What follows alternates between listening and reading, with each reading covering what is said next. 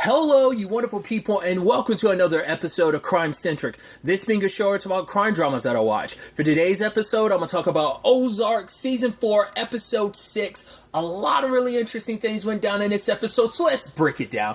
Well, first and foremost, we have Javi setting a trap for the FBI. The moment that truck was rolling up by itself and everything, I'm like, man, this is a setup. It's like Javi's prepared for you guys. And especially when the driver got out and ran away, I was like, that should have been a key sign there. But yeah, obviously they're calling up Navarro, and Navarro's kind of like, oh, he's acting like he doesn't care. Like it's not that big of a deal. It's like, no, the fact is we need to move on this quickly. Like Wendy's like, if he's doing this, Javi will eventually find out about you, but Navarro's not too worried about it. So he's just like, yeah, move up the meeting with the FBI. Which then the FBI is like, cool, our agents got hurt in the process, so we're not going to trust anything that comes out your mouth. Even though you did right by us before, but it's still like, no, you're opportunist, so we can't trust anything that comes out your mouth, Marty.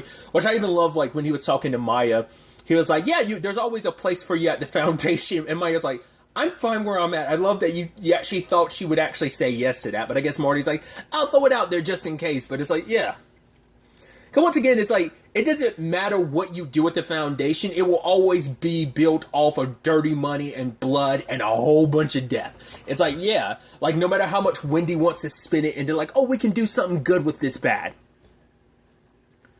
But nevertheless, the FBI wants proof that it was Javi before they even sit down. And I love that Maya, like when Marty was like, who is that? And Marty's like, Maya's like, don't even worry about it right now. Just give us the proof that it's Javi. And I'm like, I was like, well, that can't be her boss because her boss was sitting right beside her when they were talking. I'm like, so who the hell is that guy? I know that actor. I've seen him in like things like the thing I always associate him with is the show 24. But I'm like, what else? I'm going to say like, oh, interesting enough. I remember him from being in season 1 of Supergirl. I remember that. Regardless, I'm curious like who he's playing, but nevertheless, I'm like, the fact is they went out of their way not to tell you who he was. I'm like, that's going to be an issue in the future. He's going to be an issue. There's going to be some complication thrown into this, which I've gone on and on and on until my little diatribes about how much Mel is the fuck up in this, in the sense that like, man, he comes in here, he's the disruptor, he's fucking everything up. If anything, I don't know, man. Wendy might have him tied for the biggest fuck up because, like, Wendy, her little machinations are what, like, set so much stuff in motion. We find out, yes, she did, in fact, call the ambulance for Darlene, like the ringtone, her phone ringing at the end of the previous episode. But it's like, her, like, for one, that only came about because she ran her mouth off to Darlene about, like, oh, Ruth went behind your back, yada, yada, so on and so forth. Like, to be fair, it makes sense. Wendy has, obviously, the birds and the snails have had issues since day 1 of season 1. So there's that. Plus, you add in the fact is that it's like, cool, there's the whole Zeke thing. Then she has extra motive to hate Darlene, even more so because of the whole Jonah thing. So, plus, Wendy's not in the right headspace right now. Once again, she's spiraling. She even had to go identify her brother's dead body, which even Marty had to be like, it's not him, obviously. She's like, well, obviously. It's like, obviously, it's not that obvious because Marty knows something's up with you, so he felt the need. If it wasn't that obvious, he wouldn't have said it in the first place. So he knows something's off with you. Because I'm like, oh, cool, this is even more byproduct of you. To be fair, it was Darlene, but you're also the one that put your brother's name out there in the media using him as PR and stuff like that. Because once again, she hasn't fully processed and dealt with Ben's death. You know, all of this, like, she had other stuff to kind of distract her, but now it's bubbling to the surface more and more, and it's just causing her to act, I think, wild and crazy. I think specifically the Jonah stuff is the real linchpin to all of this, because when she looks at Jonah, she sees so much of Ben. She failed Ben, and she felt like she tried her best, but she felt like she didn't do enough, so that's why she's going way above and beyond just to rein Jonah back in, because it's like, right, it's to make up for not only not being able to be there for her brother, to basically sacrificing her brother. Like, because Jonah's making the whole point of like, yeah, like, you'll sacrifice me like you will him, like you did him, right? Which she's trying not to. But probably in her mind, it's like, I love you to death, son, but you're making this hard for me. I'm sure that's kind of somewhere in the back of her mind, which that in itself probably like proves more so Jonah's point, but still. it was an interesting interaction with her and her dad when they went to go see his body. She's like, well, drive safe. And she's like, fuck, all right. Hey, want to get some coffee? And so they have their back and forth and stuff like that about the business. And obviously he's a very religious man, and he's like holier than thou. And he's kind of like, oh, a casino and a nudie bar. And she's like, oh yeah, we're doing great. It's like, yeah, that's cool. That's cool. I can't believe what you did to your brother, because he also admitted, like, yeah, I talked to my congregation, the church, about it's like, oh, cool. You needed to get your son went missing, and you might have been here to identify his dead body, but you had to check with the church first. And he was like, it turned out not to be his body, right? But it's like, yeah, you kind of get an insight into why Wendy's as messed up as she is. I mean, Wendy had her own dark tendencies, but I think it's all a byproduct of her upbringing, and it made her swing in the opposite side of the on the opposite end of the pendulum. And obviously his dad is saying, like, oh yeah, like, it's no wonder your brother went missing. You had the audacity to lock him up and stuff like that. Because in Wendy's mind, it's like, I did what I did because I love my brother. I was trying to be there for him. It's, you know, but she was like, basically, you know what? Go back to the church. Tell them, you know, you can let them keep believing that you are an awesome dad. And he's like, drive safe. It's like, dude, like, the guy has no shame, because he's so, like, up his own ass, thinking like he's in the right in God's eyes, that he's just like, yeah, he's like, Wendy, you're on the wrong path. I don't have to listen to you.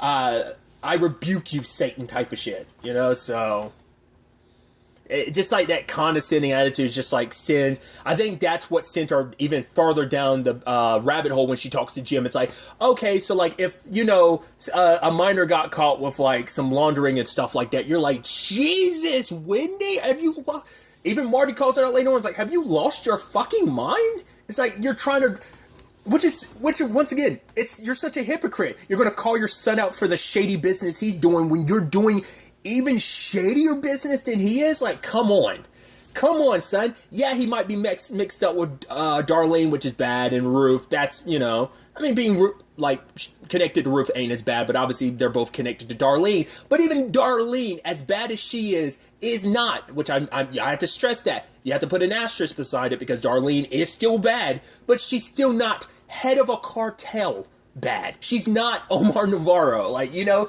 like, do you not see what you're doing here? Like, yes, your son's doing some money laundering, but you guys are covering up some murders. You're part of drug trafficking. You're basically distributing cartel heroin to a pharmaceutical company. So it's like, don't you see you're more in the wrong? But it's like, right, in her mind, she believes she's doing the right thing. It's like, yeah, I'm trying to save my son from himself. And, you know, and she's got this look on her face like, I'm mother of the year. I'm like, that's the irony behind it. You made that sarcastic remark about your dad being the awesome dad, and you kind of are patting yourself on the back like you're an awesome mother. It's like, the problem is, it's like, she doesn't realize she sees too much of herself in her dad, and it upsets her a little bit. Or maybe she's just so blind to it that she can't even see that, like, wow, you were completely different side of the spectrum. Him on the more holier side of things, you on the more criminal side of things, but you still believe that you are an awesome and amazing mother, and you're doing, like, right, I'll do whatever necessary to get my son back home. I shouldn't be surprised, because Wendy pretty much brought it up earlier about, like, a couple episodes back, about how, like, well, basically, if he doesn't feel safe, like, they've already been setting the groundwork for this for a while, because she was like, right, if he feels like home is the only place he can come back to, then he'll have no choice. So I knew she was going to disrupt the whole thing between him and, like, Darlene and Ruth. That kind of comes as no surprise, but still, going to this extent is pretty wild. But it's still very much right up her alley, you know? And then you add in the fact is that she's trying to stick the knife in deeper in many other ways. First and foremost, rolling up on Darlene, being like, I called the cops, I called the ambulance and stuff, so of course I didn't want you dead. She's like, I saw the look in your eyes. You didn't have much of a choice. You wanted me dead, but, you know, like, she knew that, like I brought up last episode, like, how much trouble it would be if, like, Darlene dropped dead at your doorstep and stuff like that. Even if it was a heart attack, it's like, it's not necessary. Plus, also, Wendy wanted to prove a point of, like, oh, look, I could have let you die, but I let you live. Like, bow down to my mercy.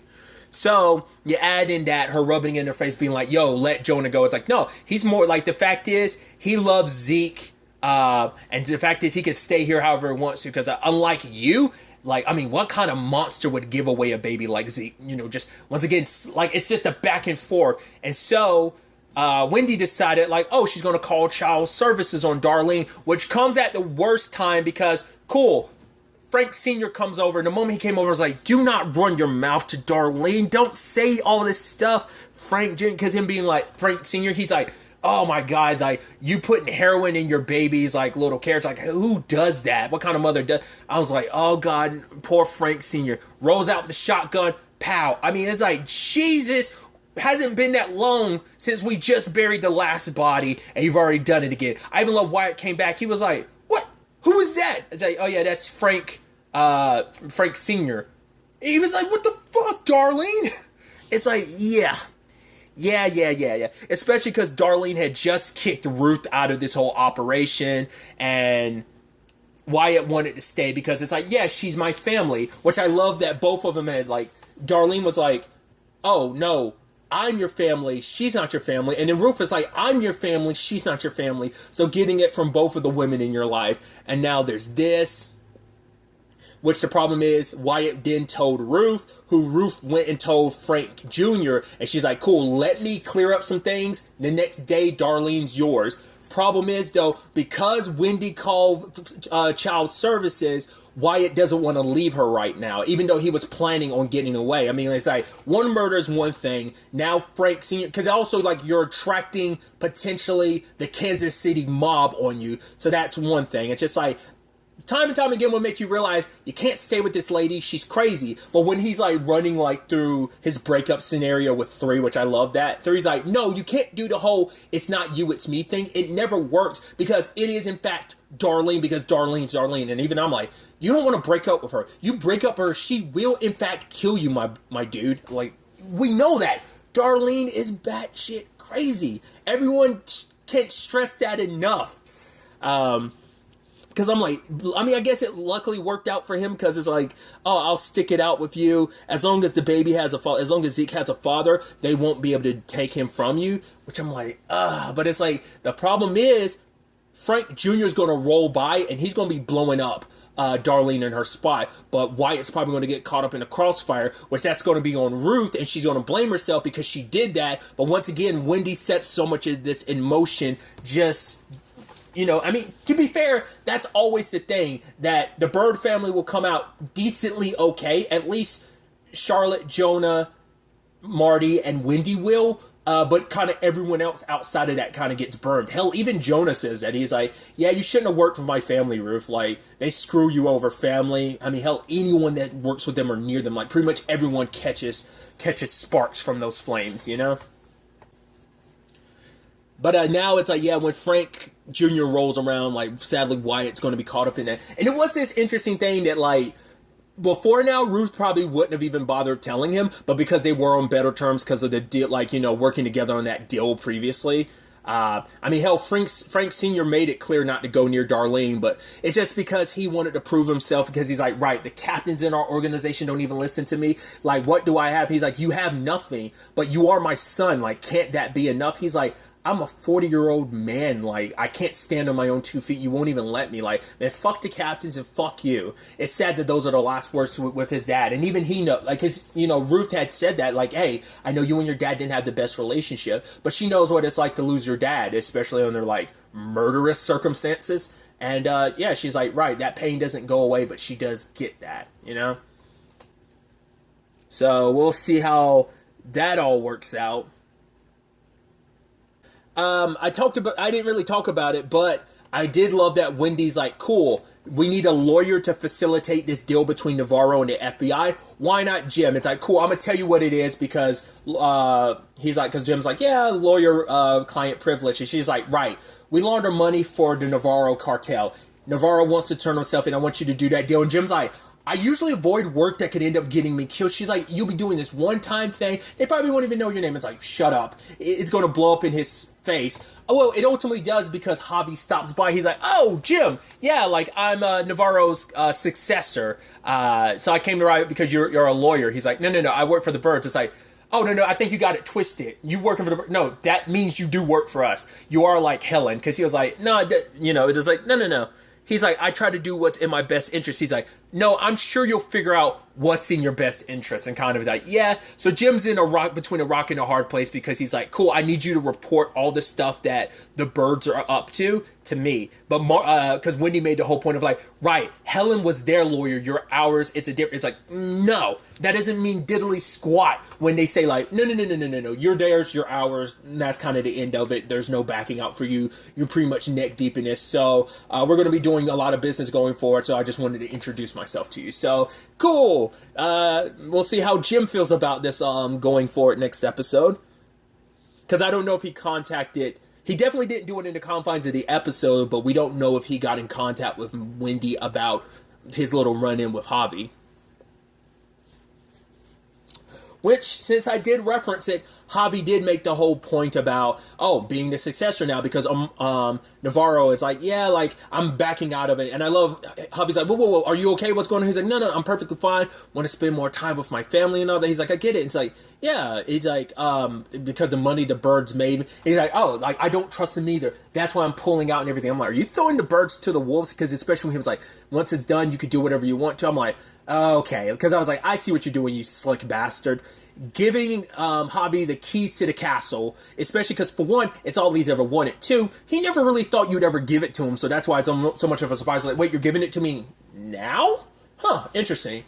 But it's also because you're a sacrificial pawn. Even though it seemed like, the easiest thing to do would be to give up Javi, but he needs to do it in a very inconspicuous way. So, cool. I'm going to give you complete control over everything, and then when the FBI rolls up and takes down this entire organization, you're going to be the one at the top taking the ball. So I'm basically giving you the keys to a castle that has like a shit ton of dynamite underneath it, and you don't even know that the fuse has just been lit.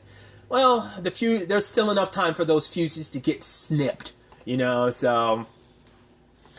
Because Javi rolled up, in the Ozark, and it's like, yo, Marty, I'm your boss. Oh, we should take you to McCall. Like, that way everything gets bigger and yada, yada, yada, and so forth. And I love that Marty's like, yeah, he's up here planning to kill me and my family. But it's like, no, it's all going to work out. It's like, okay. And Marty's like, I see what you're doing. He's like, cool. Still, we need the proof. It's like, well, he's in the Ozark, right? Get it yourself. So he sets up a sting operation. Marty ends up getting Javi to confess to what he did. So it's like, cool. They're sending that back to Chicago. We'll see how that all plays out. But I love that Marty was able to spin that to be like, yeah, we can make it cheaper next time. Basically send out multiple trucks and then cut back on some. Like, some of it will be a loss, but it would allow more of your trucks to get through because, Kansas City Shuffle, while they're over here looking at this, they're missing all the other trucks over here. So you might take a little bit of a dip, but it's all going to be worth more in the long run because more trucks will be able to get by because they're so focused on this one shipment. So using a lot of that logic, he was able to convince Javi, which Javi's still reluctant to trust Marty, but still. It's like, yeah, like, moment I get the chance, I'm killing you anyway, but you're giving some good advice because he thinks he can outsmart Marty and them because sadly Marty is one step ahead of you simply because he's working with your uncle who's basically sabotaging you and you just don't even know it. He's so blinded by the glow of getting everything that he wanted that he's not seeing the subterfuge and just the sleight of hand that's happening right in front of him, So we shall see how that all plays out. Obviously, there's a conversation about Charlotte. Once again, Marty's pushing towards like, hey, maybe you should go to college. But then, you have her, like, Charlotte sitting down with Wendy offering her alcohol because she's in a good mood. But she's like, yeah, when we go back to Chicago, what do you want to do? She's like, maybe I can, she's like, maybe I could, just stay home. She's just like, I want to just kind of feel safe and good for a little bit. But also says, like, her mom is like, no, like, what do you want to do? Like, us outside of work and stuff. It's like, yeah, get you your own apartment, maybe 2 or 3 roommates. It'll be almost like you're going to college. And she's like, what about Jonah? He's seriously not going to go back to Chicago with us. It's like, oh, he will. Mom, I'm sure oh, no, he will. And she knows because using our gullible Sam, she got into his accounts and got them flagged, which I'm like, man, that's super messed up. Luckily, he told the Ruth, who told him, call your dad. It's like, despite your issues and everything, your dad's not going to, like, kill you. He's not going to worry about it. He's going to look after your best interest. Because at the end of the day, despite Wendy constantly telling him not to, Marty is kind of proud of his son for the criminal enterprise that he's kind of building of his own. So he comes over, he's like, hey, it's good, it's fine. And then, like, once he's like, seems like someone flagged the account. Oh, yeah, who? And then in that moment, Marty figured it was Wendy, but he was like, I don't know, it could be anyone that was just kind of overzealous, but it's all good. Back up your accounts, like, come over to dinner. I know things are awkward and everything. He's like, I will. And then the moment he decides to do that, cool, Sam is like, oh yeah, your mom stopped by. Oh, I probably shouldn't have said that. And that moment he figures it out. So comes there and is like, are you serious, Mom? I could have gone to jail. She was like, it was going to be fine. Even saying like the Marty, like, we both know he was never going to serve any jail time, but it's like, to go this far? Yeah, because I love that he's like, basically, you can't just set someone's house on fire and then stand there with your arms open wide, hoping they'll come rushing to you. But she's like, well, look what happened. Look what I did. And look what happened. He came immediately rushing to you. So it's proof of that. I'm like, you were just... That's some backward ass logic, dude. And I see your crazy point of view, but still, the fact is you can't even recognize how bonkers and crazy that is. You went to this at lengths.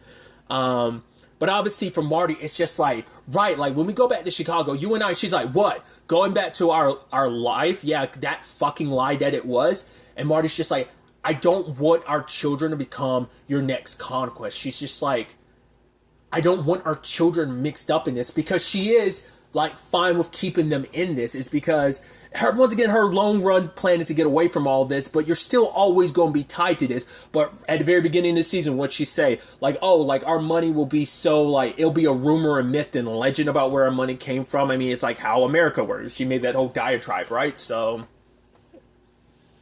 because even Wendy on some level knows, like, right, it is messed up that I want my, like, rather than telling my daughter to go off to college and not be connected to this, I still want her to be connected to this, and I'm trying to draw my son back in. Yes, he's doing some shady stuff, but he's still outside of this. He's doing some money laundering, but at least he's not connected to the cartel. And now I'm dragging him deeper into all of this. Ruth, on the other hand, is trying to bail, try to get all her money, get everything she needs. She plans on taking off with 3 and Wyatt, and they can do whatever they want to with their lives. It is kind of sweet, obviously she's going to bring Ben with her. But I actually forgot about, I think I said it earlier of like, oh, we'll see what the FBI is feeling like. I forgot about the ending because the FBI, or at least Maya calls Marty up to be like, yo, you got 12 hours to get Navarro to us. Or you need to get him to us in 12 hours. Which comes at the wrong time because obviously you have Jonah pissed. He's about to leave. And then even Charlotte's like, wow, I can't believe Mom just did that. He's like, well, it's Mom. That should come as no surprise. But she's like, you are going to come back to Chicago with us. And even he doesn't know. He's mad. And even I think this is going to make Charlotte wonder, like, right, what did Jonah say? Like, he was like, right, you need to decide something else. Like, don't let college be your main thing, because at some point in time, Mom's going to get pissed at you and fire you, which is not out the realm of possibility, because her mom is a bit of a control freak, because in her own means, it's like, in her own way, it's like, no, I'm protecting you, I'm loving you, I'm doing this all out of love, so. But yeah, Jonah took off, so what are they going to do? Which is interesting. Like, I was curious. I was like, I brought that up in the first episode. I was like, okay, so is that moment in the car what we got at the very beginning of the season? I was like, is that going to be the mid-season finale, or is that going to be the series, like near the end of the series? It seems like we're heading towards it. That seems like it's going to happen next episode. I wonder, is that going to be like the last shot, or at least near the end of the next episode, or what? Because it seems like it's all heading in that direction, because it's like, right, and of course, like, because I knew some shit had to have gone down to the point that Jonah was looking at her like that, but considering that he was even in the vehicle in the first place, I'm like, how do you rectify this? Like, well, they were on their proper trajectory until she screwed it all up, because remember how she's looking back at Jonah like, right? And he's just kind of glaring at her, and she turns back around because she knows she fucked up. She knows she royally and severely fucked up, especially with how she handled that. But she's like, yeah, it's all going to be okay. Once we do this, like, she almost acts like everything's going to be magically fixed, which I think is funny because she's talking about how Marty wants them to go back to their old lives, even though their old lives were a lie. And it's like, yeah, but that lie was probably a lot better than this craziness that we could get killed at any moment in time. But it's definitely going to be interesting to get the context around that scene, everything that happens before that scene and potentially what happens afterwards. Once again, it's going to be the mid-season finale because it's like the end of part 1. But I'm curious to see how that all plays out, where they decide to end off part 1 of the final season. We'll just have to wait and see where the next episode takes us. But really, that's all I'm going to talk about. To the next time we meet, be happy, be safe, live life to the fullest, and enjoy it. Good day, and goodbye.